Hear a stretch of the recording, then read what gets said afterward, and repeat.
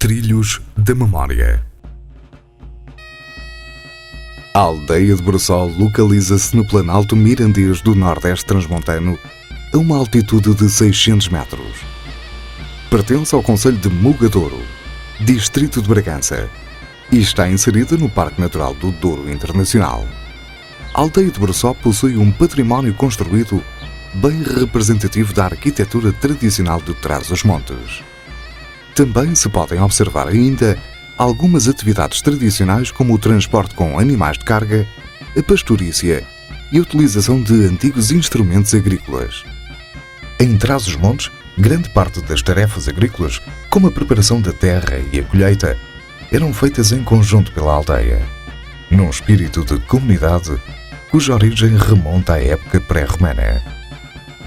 Na aldeia de Bressol existem 3 trilhos da memória, que partem à descoberta de 3 produtos emblemáticos da região: o azeite, o pão e a castanha. O trilho do azeite segue ao longo de uma estrada calcetada por entre muros tradicionais e olivais, rodeados pela beleza da paisagem da terra quente transmontana. Pode ser percorrido a pé ou de carro, ao longo de uma extensão total de 9 km. A oliveira é hoje um dos símbolos da paisagem agrária da terra quente transmontana.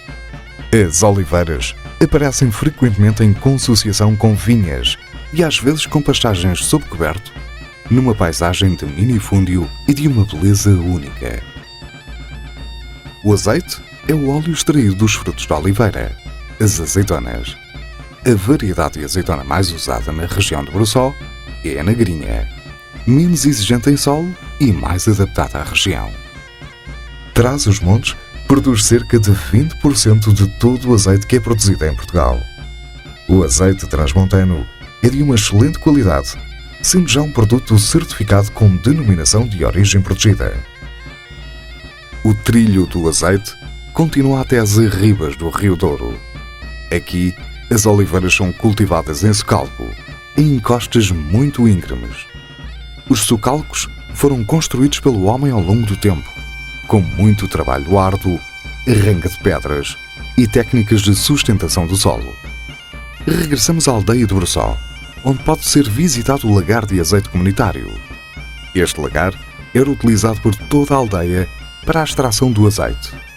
O lagar de azeite parou de funcionar em 1983, mas está a ser recuperado para mostrar os métodos tradicionais empregues na extração do azeite. Passamos agora ao trilho do pão. O trilho do pão pode ser percorrido pedonalmente ou num veículo todo-terreno numa extensão de cerca de 7 km. Leva-nos ao longo das várias fases do trabalho rural que era necessário para o fabrico tradicional do pão nesta região.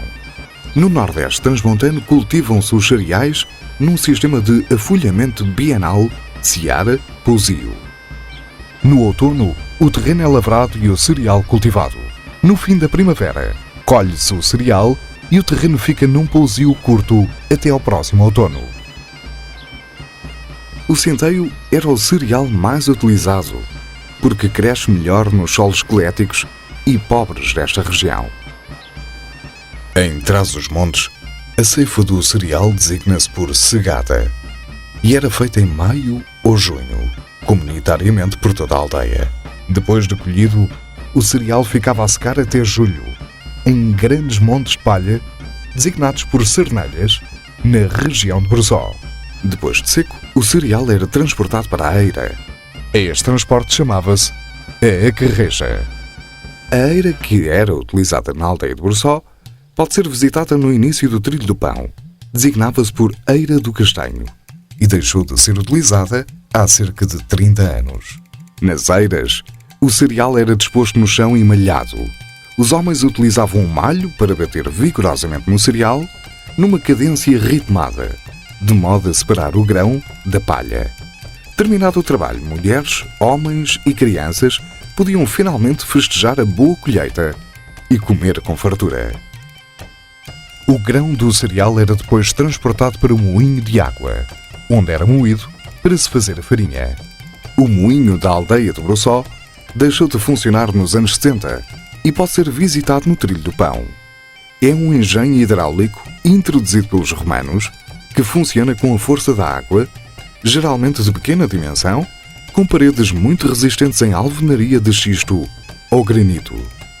A água vinda de um rio ou ribeira é conduzida por um pequeno canal até ao moinho, onde entra pelo topo do telhado, de modo a obter a altura de queda. A água cai para uma roda horizontal, o rodízio, fazendo-a girar.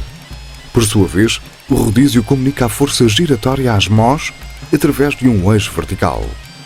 As mós são duas pedras pesadas, polidas e redondas, que ao girar moem o cereal, transformando-o em farinha. O grão cai devagar da termoia para o olho da mó. O movimento dos elementos que compõem um moinho de água do Nordeste transmontano gera um som característico, com um ritmo certo e regular. Finalmente, a farinha era levada para o forno comunitário da aldeia de Brossó. Este forno pode ser visitado no Trilho do Pão e localiza-se no centro da aldeia. O forno tinha um dono, mas era usado por toda a aldeia, onde cada família cozia à vez. Os homens traziam a lenha para o forno e as mulheres preparavam a massa e coziam o pão. Primeiro, a farinha era peneirada com as peneiras, que deslizavam sobre as varas de peneirar, embatendo uma contra a outra, caindo a farinha para o interior da maceira.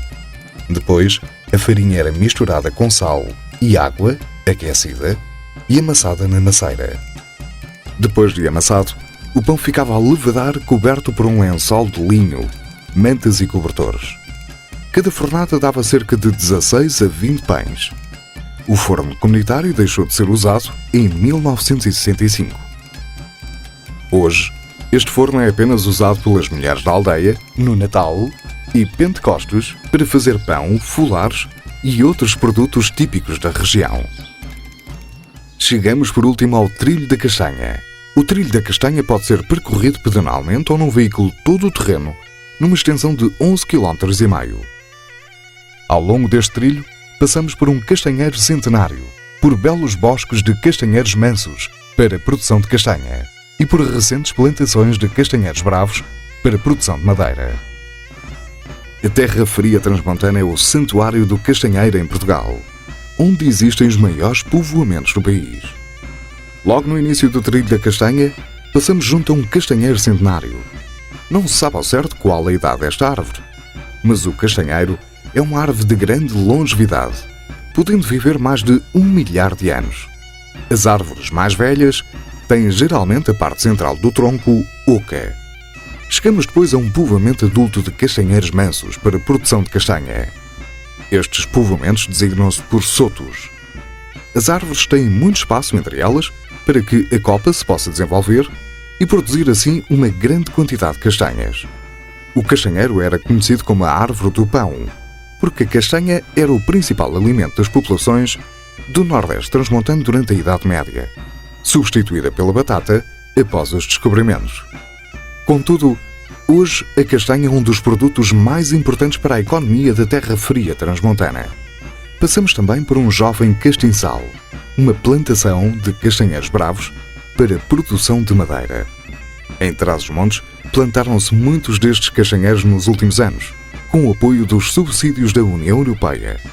Hoje, a madeira do castanheiro é utilizada sobretudo em marcenaria e tanoria. No final de cada trilho, regressamos à aldeia de Brossó. Venha percorrer os trilhos e partilhar a memória coletiva, que preserva as tradições e os valores mais ancestrais da cultura transmontana. Venha conhecer este povo, moldado pela rudeza do clima e da terra, mas de uma generosidade e bravura como só se encontram em Trás-os-Montes.